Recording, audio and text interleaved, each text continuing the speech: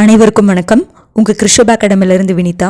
இந்த வீடியோவில் நம்ம அக்டோபர் 1க்கான கரண்ட் அஃபேர்ஸ் எக்ஸ்ப்ளனேஷன் தான் பார்க்க போகிறோம். நேற்றே நம்ம என்ன பண்ணியிருந்தோம்னா கரண்ட் அஃபேர்ஸ்க்கான டெலிகிராம் சேனல் லிங்க் கொடுத்துருந்தோம்.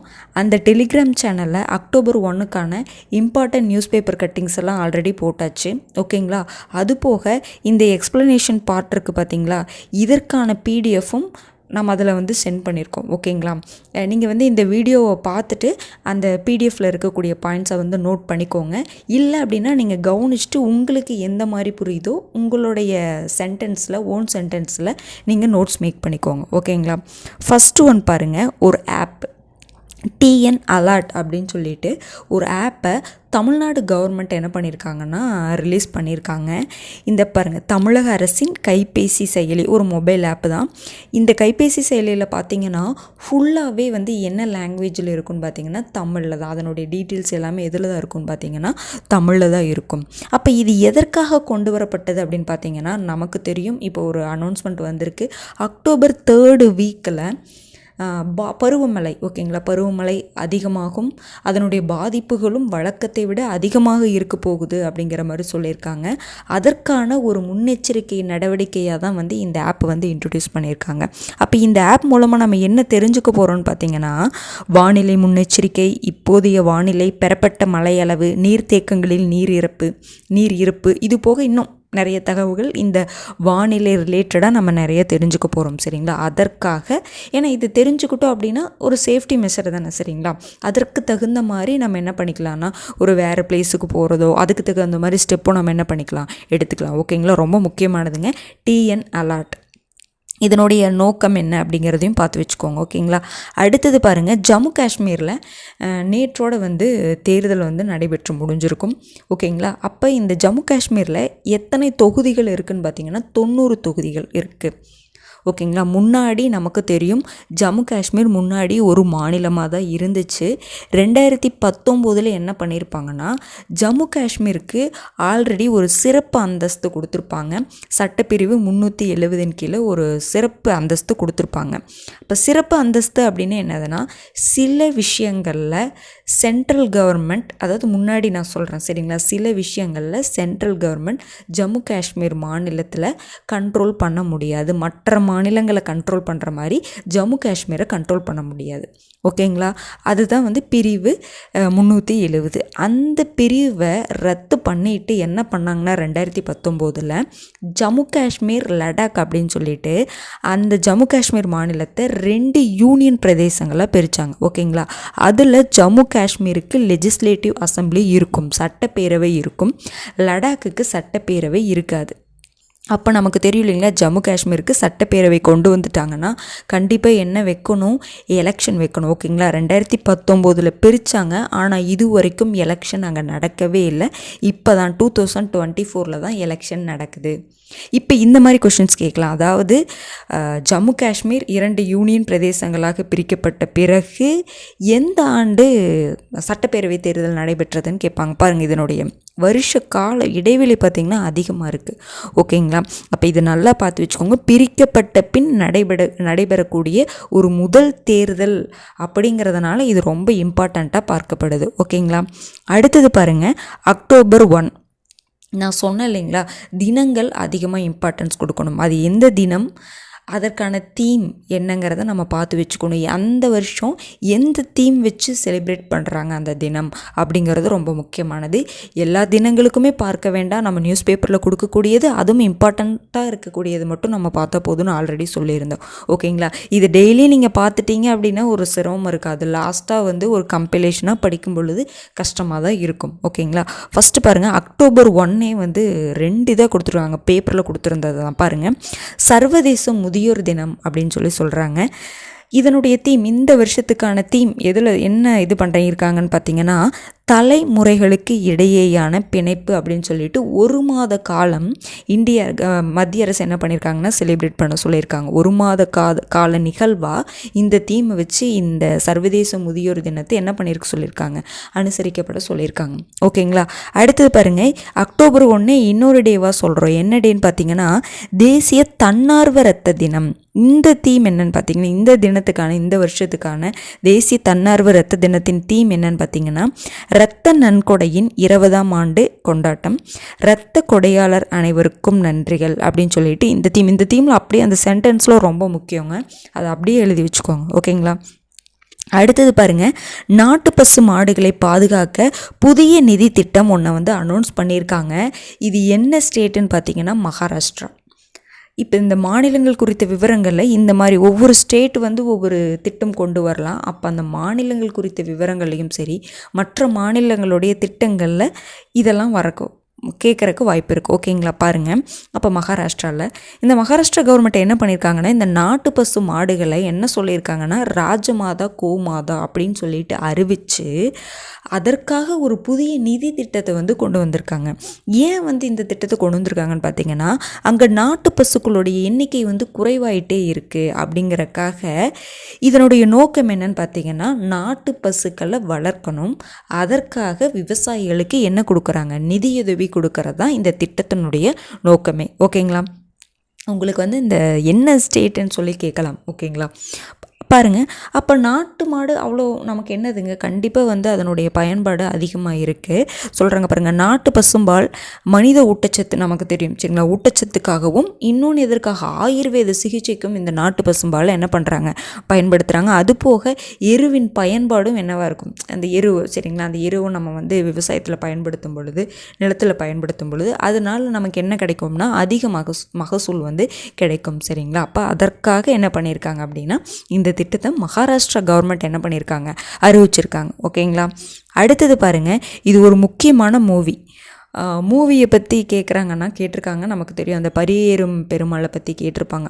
அப்போ அதனுடைய டைரக்டர், அதனுடைய தீம் என்ன அப்படிங்கிற முதற்கொண்டும் கேட்டிருந்தாங்க சரிங்களா. தீண்டாமை பற்றி பேசிய ஒரு படம் சரிங்களா. அப்போ அந்த காலகட்டத்தில் ரொம்ப பேசுபொருளாக இருந்த ஒரு படம் சரிங்களா. அதே மாதிரி இந்த படம் பாருங்கள், நீல நிற சூரியன் அப்படின்னு சொல்லிட்டு ஒரு தமிழில் ஒரு திரைப்படம் வந்திருக்கு.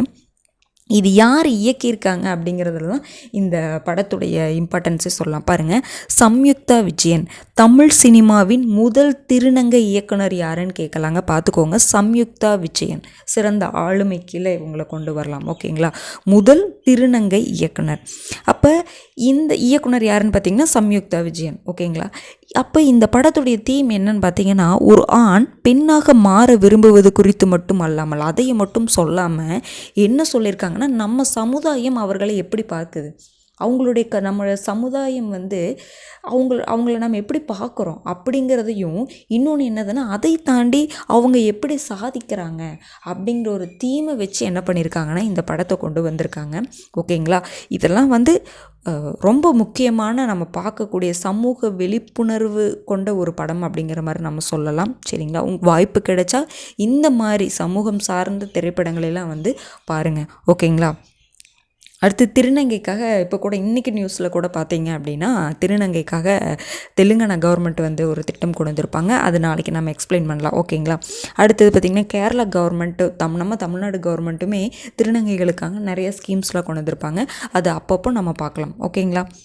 அடுத்தது பாருங்கள், தாதா சாஹேப் பால்கே விருது. இந்த விருது எதற்காக கொடுக்குறாங்க, இப்போ நீங்கள் விருது படிச்சிங்கன்னா யாருக்கு கிடைச்சிருக்கிறது அப்படிங்கிறத தாண்டி எதற்காக அந்த விருது கொடுக்குறாங்கன்னு பாருங்கள். திரைப்படத்துறையின் ஒரு மிக உயரிய விருது தான் என்னதுங்க, தாதா சாஹேப் பால்கே விருது. 2022ஆம் ஆண்டுக்கு தான் இப்போ அனௌன்ஸ் பண்ணியிருக்காங்க. ஓகேங்களா. அது யாருக்கு அனௌன்ஸ் பண்ணியிருக்காங்கன்னா, மிதுன் சக்கரவர்த்தி அப்படிங்கிற ஒருத்தர் ஹிந்தி நடிகர் அவங்க. ஓகேங்களா. ஹிந்தி நடிகர். இவரை மிதுன்தா அப்படின்னு கூட அழைக்கிறாங்க அப்படிங்கிற மாதிரி சொல்கிறாங்க.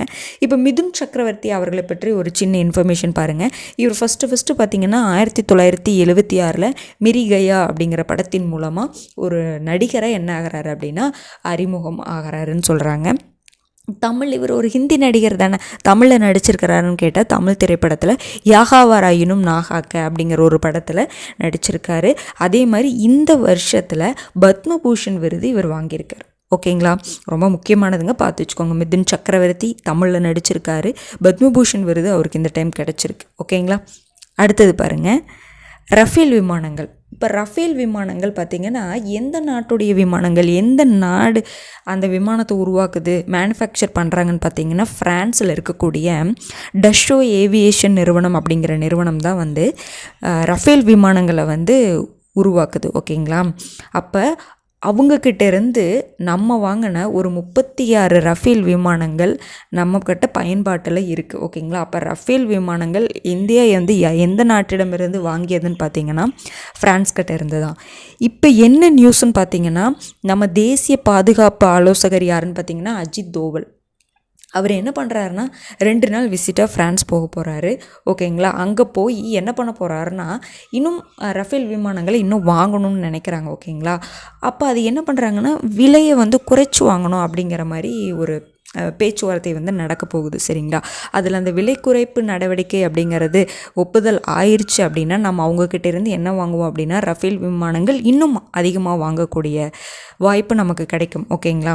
இப்போ இந்த விமானங்கள் எதற்காக, அப்படி எக்ஸ்ட்ரா இந்த விமானங்கள் எதற்காகன்னு பார்த்தீங்கன்னா ரஷ்யாவுடைய MiG-29K ரக விமானங்களுக்கு மாற்றாக நம்ம என்ன பண்ண போகிறோம்னா ரஃபேல் விமானங்களை நம்ம வாங்க போகிறோம். ஓகேங்களா.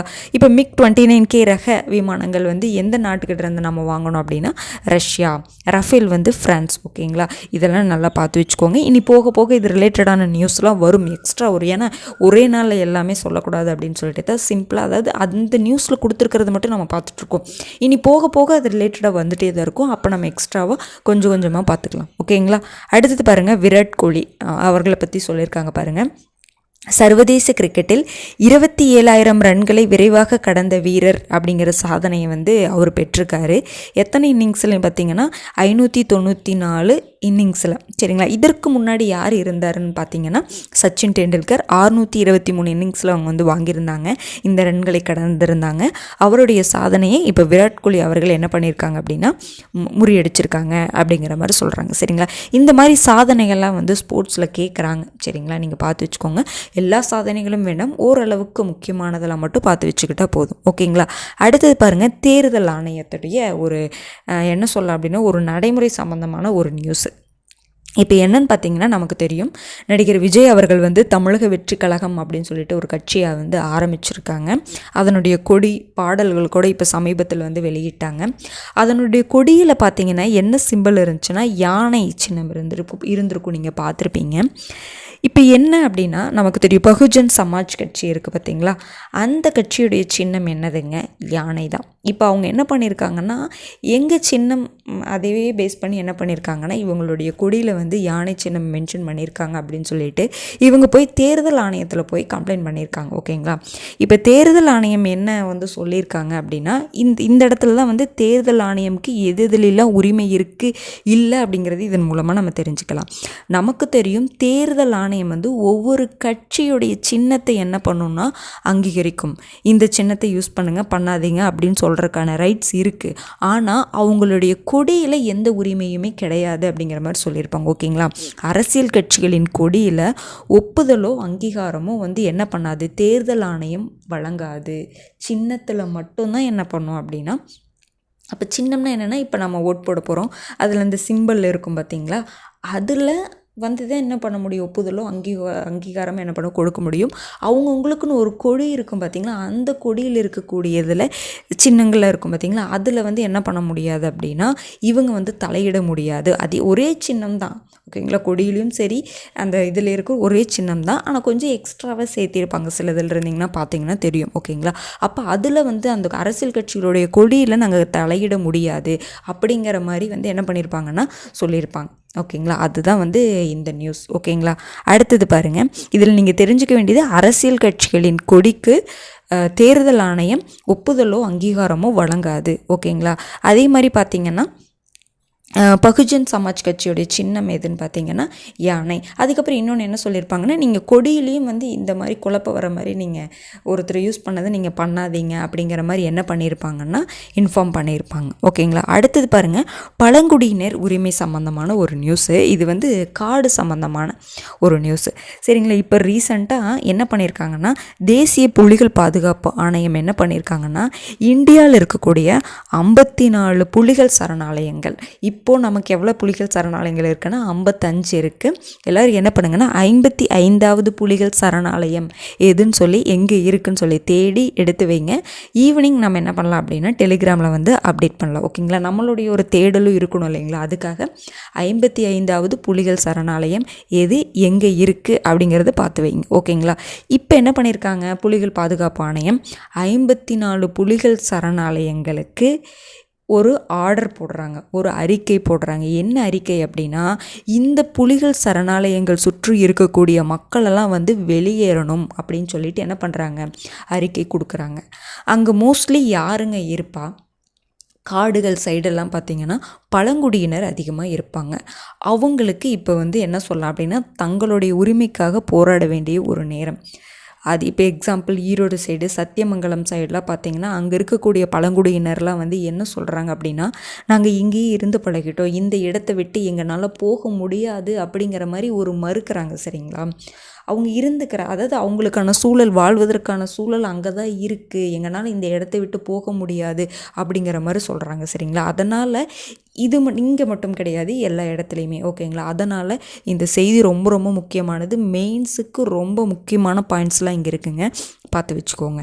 இப்போது இப்போ வெளியேற சொல்கிறாங்க பார்த்தீங்களா, இந்த அறிக்கை வந்து 2006 கொண்டு வந்த வன உரிமை சட்டத்துக்கும் 1972 கொண்டு வந்த பாதுகாப்பு சட்டம், சரிங்களா, வனவிலங்கு பாதுகாப்பு சட்டத்துக்கும் எதிராக இருக்குது அப்படிங்கிற மாதிரி எல்லோரும் இப்போது பேசுபொருளாக இருக்குது பாருங்கள். அப்போ 2006 வன உரிமை சட்டம் என்ன சொல்லுதுன்னா, நம்ம நிறைய சொல்லியிருக்கோம், நம்ம முக்கியமான ஒரு பாயிண்ட் மட்டும் எடுக்கிறோம் பாருங்கள்.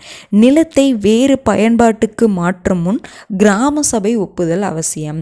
இப்போது ஒரு மலைப்பகுதி இருக்குது, ஏதோ ஒரு நிலம் மக்கள் வாழ்ந்துட்டுருக்காங்க, அந்த நிலத்தை இன்னொரு பயன்பாட்டுக்கு மாற்றணும்னா அங்கே இருக்கக்கூடிய கிராம சபையுடைய ஒப்புதல் கண்டிப்பாக வேணும் அப்படிங்கிற மாதிரி சொல்கிறாங்க. இதற்கு எக்ஸாம்பிளாக ஒன்று சொல்கிறாங்க பாருங்கள். இப்போ ரீசெண்டாக நடந்த ஒரு இன்சிடெண்ட்டை பற்றி ஒன்று சொல்கிறாங்க. என்னன்னு பார்த்தீங்கன்னா, ஒடிசாவில் நியமகிரி மலை அப்படின்னு சொல்லிட்டு ஒரு மலை இருந்துச்சு, அதாவது இப்போ இருக்குது. ஓகேங்களா. நியமகிரி மலை அப்படின்னு சொல்லிட்டு ஒரு பிளேஸ் இருக்குது. இதை கூட ப்ரிலிம்ஸில் கேட்கலாம். செய்திகளில் இடம்பெற்ற இடங்கள் ஒரு டாபிக் இருக்குது இல்லைங்களா, அதுக்குள்ளே கேட்கலாம். சரிங்களா. நியமகிரி மலை எங்கே இருக்குதுன்னு பார்த்தீங்கன்னா ஒடிசாவில் இருக்குது. அந்த மலையை அங்கே இருக்கக்கூடிய பழங்குடியினர் எல்லாருமே வந்து ஒரு கடவுளாக தான், எப்போவுமே பார்த்திங்கன்னா பழங்குடியினர் தன்னுடைய பகுதியை வந்து ஒரு கடவுளாகவோ மிக புனிதமாக தான் வந்து என்ன பண்ணுவாங்கன்னா நினைப்பாங்க. அப்படிப்பட்ட அந்த பகுதியில், அந்த மலைப்பகுதியில் என்ன அதிகமாக இருக்குதுன்னு பார்த்திங்கன்னா பாக்சைட் அதிகமாக இருந்திருக்கு. அப்போ இந்த பாக்சைட் இருக்கிறத பார்த்த வேதாந்தா ஒரு நிறுவனம் அப்படிங்கிற ஒரு ப்ரைவேட் நிறுவனம் என்ன பண்ணுறாங்கன்னா, அங்கே இருக்கக்கூடிய பாக்சைட்டை எடுக்கணும் அப்படிங்கிறக்காக ஒடிசா அரசுகிட்டையும் சரி மத்திய அரசுகிட்டையும் சரி ஒப்புதல் வாங்கிட்டு அந்த மலையை வந்து பாக்சைட் எடுக்கிறதுக்காக வெட்ட ஸ்டார்ட் பண்ணிட்டாங்க. ஓகேங்களா.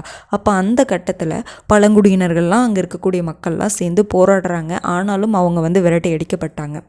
அப்புறம் ஒரு கட்டத்தில் தான் தெரியுது, அவங்களுக்கு தெரிய வருது என்னன்னு பார்த்தீங்கன்னா பாருங்கள், நிலத்தை வந்து வேறு பயன்பாட்டுக்கு மாற்றணும், ஏதாவது ஒன்று பண்ணணும் அப்படின்னா யாருடைய ஒப்புதல் அங்கே அவசியம்?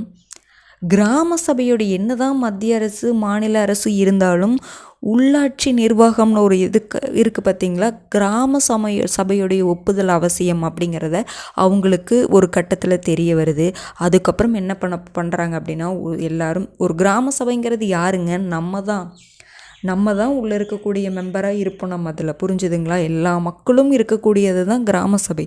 அப்போ அங்கே இருக்கக்கூடிய பக்கத்தில் கிராமங்கள் எல்லா மக்களும் சேர்ந்து ஒரு தீர்மானம் நிறைவேற்றுறாங்க. ஓகேங்களா. வரக்கூடாது, இங்கே வந்து வேதாந்தா நிறுவனம் பாக்சைட் எடுக்கக்கூடாது அப்படிங்கிற மாதிரி ஒரு தீர்மானத்தை என்ன பண்ணுறாங்கன்னா எடுக்கிறாங்க. கடைசியில் இது வந்து இந்த கேஸ் வந்து சுப்ரீம் கோர்ட்டுக்கு போகுது. ஓகேங்களா. சுப்ரீம் கோர்ட்டில் யாருக்கு ஆதரவாக தீர்ப்பு வருதுன்னு பார்த்தீங்கன்னா பழங்குடியினர்களுக்கு ஆதரவாக தீர்ப்பு வந்துடுது. ஓகேங்களா. என்ன தீர்ப்பு வருதுன்னு பார்த்தீங்கன்னா, வேதாந்தா நிறுவனம் இந்த முயற்சி வந்து கைவிடணும், அங்கே எடுக்கக்கூடாது அப்படிங்கிற மாதிரி சொல்லிடுறாங்க. ஓகேங்களா. இது ஒரு மிகப்பெரிய வெற்றி. ஓகேங்களா. இதை பற்றி ஒன்று சொல்கிறாங்க. ஒரு எக்ஸாம்பிள் இது ஒன்று சொல்கிறாங்க. அடுத்தது பாருங்கள், இதெல்லாம் நீங்கள் மெயின்ஸுக்கு எடுத்து எழுதலாம் சரிங்களா. பழங்குடியினர் சம்மந்தமாக வரும் பொழுதோ இல்லை மலை பாதுகாப்பு சம்மந்தமாக வரும் பொழுதோ அதாவது சுப்ரீம் கோர்ட்டுடைய கேஸ் சம்மந்தமாக வரும் பொழுதோ இந்த மாதிரி நியூஸ் எல்லாம் எடுக்கலாம். அடுத்தது பாருங்கள், நம்ம சொன்னோம் இல்லைங்களா, இப்போ வனவிலங்கு பாதுகாப்பு சட்டம் 1972 அந்த சட்டம் என்ன சொல்லுதுன்னு பாருங்கள். புலிகள் பாதுகாப்பு சரணாலயங்களாக அறிவிக்கப்பட்ட பகுதிகளில் வனவிலங்குகளோடு சேர்ந்து பூர்வ குடிகள் வாழ்வதற்கான சூழல் இருந்தால் வாழ அனுமதி கொடுக்கணும் மற்றும் வெளியேற்றப்பட முழு சம்மதம். அப்போ ஒன்றுமே இல்லைங்க, இது என்ன அப்படின்னா, அப்போ பாதுகாப்பு சரணாலயங்களாக சில பகுதிகளை அறிவிச்சிருக்காங்க பார்த்தீங்களா. அங்கே விலங்குகளோடு சேர்ந்து இந்த பழங்குடியினர் வாழ்வதற்கான சூழல் இருந்துச்சுன்னா அவங்கள வாழ அனுமதிக்கணும். இல்லை அவங்கள வெளியேற்றப்படணும்னு நம்ம நினச்சோம்னா அவங்களுடைய முழு சம்மதம் கண்டிப்பாக வேணும். ஆனால் இப்போ ரீசெண்டாக கொடுத்த அறிக்கையில் மக்கள் வெளியேறணும்னு சொல்லலை. ஓகேங்களா. அப்போ ரூல்ஸ் என்ன அப்படிங்கிற சட்டம் என்னன்னு பார்த்தீங்கன்னா, வெளியேற்றப்படும் பொழுது அவங்களுடைய முழு சம்மதம் கன்ஃபார்மாக வேணும். கட்டாயப்படுத்தி அவங்கள வெளியேற்றக்கூடாது. ஓகேங்களா. இந்த சட்டம் இப்போ இது ரொம்ப முக்கியம். புரிஞ்சுதுங்களா. இந்த பாயிண்ட்டை பார்த்து வச்சுக்கோங்க. அடுத்தது பாருங்கள், ஒரு குழு பற்றி சொல்லியிருப்பாங்க இதில், மாதவ் காட்கில் குழு அப்படின்னு சொல்லிட்டு. இது எதற்காக கொண்டு வரப்பட்ட குழுன்னா, மத்திய அரசின் ஒரு ஆய்வுக்குழுன்னு சொல்லலாம். மத்திய அரசு தான் கொண்டு வந்திருப்பாங்க. யார் தலைமையிலாம்? மாதவ் காட்கில். எதற்காகன்னு பார்த்தீங்கன்னா, மேற்கு மலைத்தொடர் பாதுகாப்பு. ஃபுல்லாகவே மலை சார்ந்த விஷயங்கள்லாம் இதில் கொடுத்துருக்காங்க. மேற்கு மலைத்தொடர் பகுதியை பாதுகாப்பு பற்றி ஆய்வு செய்வதற்கான ஒரு குழு. ஓகேங்களா. இப்போ இந்த குழு பற்றி பார்த்திங்கன்னா, இந்த வயநாடு நிலச்சரிவில் ஏற்பட்டுச்சு இப்போ ரீசெண்டாக. ஓகேங்களா. அப்போ இதை பண்ணி இந்த குழுவுடைய அறிக்கை பற்றி பேசுபொருளாக இருந்துச்சு அப்படிங்கிற மாதிரி சொல்கிறாங்க. இப்போ இதனுடைய அறிக்கையில் ஒரு முக்கியமான ஒரு இன்ஃபர்மேஷன், இது நீங்கள் மெயின்ஸுக்கு நோட் பண்ணி வச்சுக்கோங்க. பாருங்கள், உள்ளூர் நிர்வாக முறைகளை, பஞ்சாயத்துகளை, கிராம சபைகளை வலுப்படுத்த வேண்டும். அப்போ நீங்கள் இந்த மேற்கு மலைத்தொடரை பாதுகாக்கணும் அப்படின்னா நீங்கள் என்ன பண்ணுங்க அப்படின்னா, உள்ளூர் நிர்வாக முறைகளை, பஞ்சாயத்துகளை, கிராம சபைகளை நீங்கள் வலுப்படுத்த வேண்டும். இப்போ இந்த இடத்துல மத்திய அரசு மாநில அரசுனுடைய இம்பார்ட்டன்ஸ் இங்கே இல்லை. இந்த மாதிரி நீங்கள் பழங்குடியினரை பாதுகாக்கணும், அவங்க அந்த மலைகளை பாதுகாக்கணும். ஓகேங்களா. அந்த அதாவது மலைப்பகுதியில் இருக்கக்கூடிய எல்லா கண்ட்ரோலும் யார்கிட்ட வந்துடணும் அப்படிங்கிறாங்க. யார்கிட்ட இருக்குன்னா உண்மையாலுமே அந்த லோக்கல் கவர்மெண்ட்டுக்கிட்ட தான் இருக்குது. ஓகேங்களா. அப்போ அந்த ஆர்கனைசேஷனை நீங்கள் பஞ்சாயத்து, கிராம சபையோ அதையை நீங்கள் என்ன பண்ணுங்க அப்படின்னா வலுப்படுத்துங்க அப்படிங்கிற மாதிரி சொல்லியிருக்காங்க. ஓகேங்களா. அப்போ நீங்கள் இந்த இடத்துல லோக்கல் கவர்மெண்ட்டோடைய இம்பார்ட்டன்ஸ் என்னங்கிறது உங்களுக்கு புரிஞ்சிருக்கும். இப்போ மேலேயே நம்ம பார்த்தோம் இல்லைங்களா, என்ன பார்த்தோம், கிராம சபையுடைய முக்கியத்துவம்னு கேட்டாங்கன்னு வச்சுக்கோங்க. நீங்கள் இதெல்லாம் எழுதலாம். பாருங்கள், இந்த 2006 வன உரிமை சட்டம் பாருங்கள். அப்போ அவங்க இது பண்ணாங்க, கிராம சபையுடைய ஒப்புதல் மூலமாக என்ன பண்ணலாம், ஒப்புதல் கண்டிப்பாக வேணும் அப்படின்னு சொல்லும் பொழுது அது என்ன ஆகுது அப்படின்னா, அங்கே இருக்கக்கூடிய மக்களுக்கு ஒரு பாதுகாப்பு தருது. அப்போ சென்ட்ரல் கவர்மெண்ட், ஸ்டேட் கவர்மெண்ட்டை விட இந்த இடத்துல லோக்கல் கவர்மெண்ட்டோடைய வேல்யூ, இம்பார்ட்டன்ஸ் எவ்வளோன்னு பார்த்துக்கோங்க. இதற்காக தான் மகாத்மா காந்தி அவர்கள் என்ன பண்ணாங்க, கிராம சபை அதுக்கு இம்பார்ட்டன்ஸ் கொடுங்க, லோக்கல் கவர்மெண்ட்டுக்கு இம்பார்ட்டன்ஸ் கொடுங்க, பஞ்சாயத்து எல்லாத்துக்குமே ஓகேங்களா அதிகமாக இம்பார்ட்டன்ஸ் கொடுங்க அப்படிங்கிற மாதிரி சொல்லியிருப்பாங்க. சரிங்களா. கிராம சுயராஜ்யம் அப்படின்னு சொல்லி மகாத்மா காந்தி சொல்லியிருப்பாங்க. ஓகேங்களா. அப்போ இதெல்லாம் நீங்கள் மெயின்ஸ் பாயிண்ட் ஆஃப் வியூவில் எடுத்து எழுதலாம். ஓகேங்களா. அடுத்தது பாருங்கள், கடைசி நியூஸு, நிலவின் வெப்பநிலை மாற்றம். இப்போ நமக்கு தெரியும் 2020, 19, 20 அந்த டைம்ல பார்த்திங்கன்னா கொரோனா சரிங்களா, கோவிட் இருந்த டைமு. அப்போ ஏப்ரல் 2020 ஏப்ரல் மேல ஊரடங்கு போட்டாங்க. ஓகேங்களா. அப்போ நிலவுடைய வெப்பநிலை எவ்வளோ குறைஞ்சிருக்குன்னு சொல்கிறாங்க. இப்போ நம்ம இந்திய ஆராய்ச்சியாளர்களில் ஆய்வு செஞ்சு என்ன சொல்கிறாங்கன்னா, 8 to 10 கெல்வின் அளவுக்கு நிலவுடைய வெப்பநிலை அந்த டைமில் குறைஞ்சிருக்கு அப்படிங்கிற மாதிரி சொல்கிறாங்க. இதுக்கு ரீசன் என்னன்னு பார்த்தீங்கன்னா, பூமியிலிருந்து வெளியேறும் கதிர்வீச்சின் அளவு குறைஞ்சிது. அப்போ நம்ம பூமியிலிருந்து ரேடியேஷன் வெளியேற ரேடியேஷன் குறைஞ்சதுனால நிலவுடைய வெப்பநிலை குறைஞ்சிருக்குன்னு சொல்கிறாங்க. அப்போ பூமியோடைய ரேடியேஷன் எப்படி குறைஞ்சிதுன்னா, யாருமே நம்ம அதிகமாக வெளியில் போகலை, வெஹிக்கிளோடைய பயன்பாடு அதிகமாக கிடையவே கிடையாது. சரிங்களா. நம்ம அதிகமாக தேவையில்லாத பொருள்கள் பயன்பாட்டில் எதுவுமே வீட்டுக்குள்ளேயே இருந்ததுனால சரிங்களா, இன்டைரக்டாக பார்த்தா நம்ம எதுவுமே பண்ணாமல் இருந்தது தான் இதில் ரீசன் அப்படிங்கிற மாதிரி சொல்கிறாங்க. ஓகேங்களா, இது நீங்கள் மெயின்ஸில் ஏதாவது ஒரு காலநிலை மாற்றமோ வெப்பநிலை சம்மந்தமாக வரும் பொழுது இந்த பாயிண்ட்டை நீங்கள் எடுத்துக்கலாம். ஓகேங்களா, இன்றைக்கான அக்டோபர் 1க்கான நியூஸ் அவ்வளோதாங்க. இதில் ஒரு 2 நியூஸ் இருக்கும். ஓகேங்களா, எக்ஸ்ட்ராவாக பார்த்திங்கன்னா ஆறுகள் நதிநீர் இணைப்பை பற்றி ஒன்று கொடுத்துருப்பாங்க. அதுக்கப்புறம் திருப்பூர் கோயம்புத்தூர்லாம் பார்த்திங்கன்னா இந்த புற்றுநோய் அதிகமாயிருச்சு, நொய்யல் ஆற்றில் கலக்கக்கூடிய ரசாயனங்கள்னால புற்றுநோய் அதிகமாயிருச்சு அப்படிங்கிற மாதிரி ஒரு நியூஸ் கொடுத்துருப்பாங்க. ஓகேங்களா, அது அப்பப்போ நம்ம என்ன பண்ணிக்கலாம்னா இன்க்ளூட் பண்ணி பார்த்துக்கலாம். ஏன்னா ஒரே நாளில் மேக்ஸிமம் ஒரு 10 நியூஸில் முடிச்சிடலாம் அப்படிங்கிற மாதிரி. ஓகேங்களா, ஆனால் எல்லா நியூஸும் கவர் ஆயிரும். நீங்கள் அப்பப்போ வரும்பொழுது அப்பப்போ நோட் பண்ணி வச்சுக்கோங்க. இது இப்படியே எழுதணுன்ட்டு இல்லை, உங்களுக்கு புரிஞ்ச லாங்குவேஜில் இன்னுமே நீங்கள் ஹிண்ட்டாக கூட எடுத்து எழுதி வச்சுக்கலாம். ஓகேங்களா, இதில் 4 பேஜ் வருது, நீங்கள் 2 பேஜுக்குள்ளே சும்மா ஹிண்ட்டாக நீங்கள் எழுதி வச்சுக்கோங்க. ஓகேங்களா, இன்றைக்கான கரண்ட் அஃபேர்ஸ் அவ்வளோதாங்க. அடுத்த வீடியோவில் சந்திக்கலாம். நன்றி.